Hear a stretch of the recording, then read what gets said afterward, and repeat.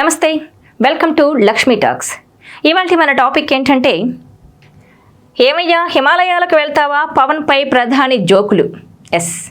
AP deputy సీఎంగా బాధ్యతలు చేపట్టాక పవన్ కళ్యాణ్ పూర్తి ఆధ్యాత్మికవేత్తగా మారిపోయారు. తిరుమల స్వామివారి లడ్డూ ప్రసాదంలో వాడే నెయ్యి కల్తీ ఘటన తర్వాత సనాతన ధర్మం అంటూ మాల వేసుకుని దీక్షకు దిగారు. ఆ తర్వాత తిరుపతి వేదికగా వారాహి డిక్లరేషన్ అంటూ భారీ బహిరంగ సభ కూడా పెట్టారు.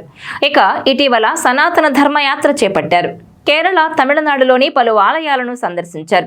ఆ తర్వాత యూపీ ప్రయాగ్రాజ్లో జరుగుతున్న మహా కుంభమేళాలో కుటుంబ సమేతంగా పుణ్యస్నానాలు ఆచరించారు పవన్ కళ్యాణ్. అయితే వీటన్నింటికీ కాషాయ దుస్తుల్లోనే హాజరయ్యారాయన.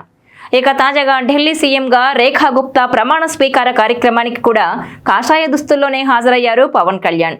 అయితే రేఖా గుప్తా ప్రమాణ స్వీకారం తర్వాత ప్రధాని మోదీ ఈ కార్యక్రమానికి వచ్చిన అతిథులతో ఆప్యాయంగా మాట్లాడారు.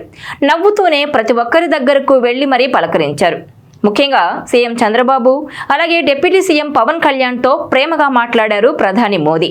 అయితే పవన్ కళ్యాణ్ను చూసిన ప్రధాని నవ్వుతూ పలకరించి జోకులు కూడా వేశారు. కొంపదీసి రాజకీయాలు వదిలేసి హిమాలయాలకు వెళ్లిపోతావా ఏంటి అని వ్యాఖ్యానించారాయన. దీనికి షాక్ అయిన పవన్ కళ్యాణ్ ఏం చెప్పాలో తెలియక నవ్వుతూనే చూశారు. కానీ అంతలోనే మళ్ళీ ప్రధాని మోదీని అందుకొని, వద్దులే, నువ్విక్కడ చేయాల్సిన పనులు చాలా ఉన్నాయంటూ చెప్పారు. ప్రధాని మోదీ ఇలా మాట్లాడడం చూసి పవన్ కళ్యాణ్, ఏపీ సీఎం చంద్రబాబు సహా అక్కడున్న వారంతా నవ్వేశారు.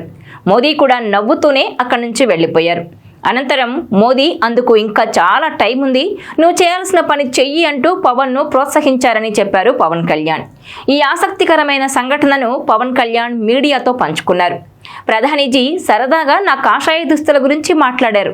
నవ్వుకుంటూనే ఆయన హిమాలయాలకు వెళ్లిపోవాలని ప్లాన్ చేశావా అని అడిగినట్టు చెప్పుకొచ్చారు. కానీ అంతలోనే మళ్ళీ వద్దులే, రాజకీయాల్లో ఇంకా చాలా చేయాల్సిన పనులున్నాయని చెప్పారని తెలిపారు. ఈ ఘటన ప్రస్తుతం రాజకీయ వర్గాల్లో చర్చనీయాంశంగా మారింది.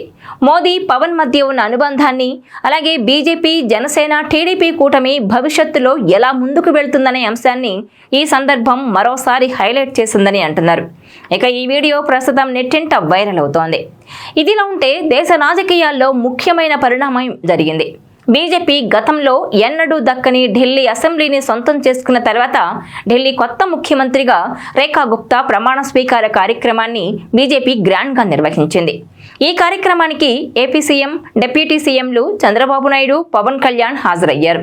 వీరు దక్షిణాది రాష్ట్రాల్లో బీజేపీ ప్రధాన మిత్రపక్షంగా ఉండడంతో ప్రత్యేక ఆహ్వానితులుగా ఈ వేడుకలో పాల్గొన్నారు.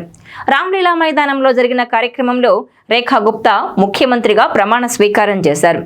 లెఫ్టినెంట్ గవర్నర్ వికే సక్సేనా ఆమెతో ప్రమాణం చేయించారు. 26 ఏళ్ల విరామం తర్వాత ఢిల్లీలో అధికారాన్ని దక్కించుకున్న బీజేపీ ఈ కార్యక్రమాన్ని అట్టహాసంగానే నిర్వహించింది.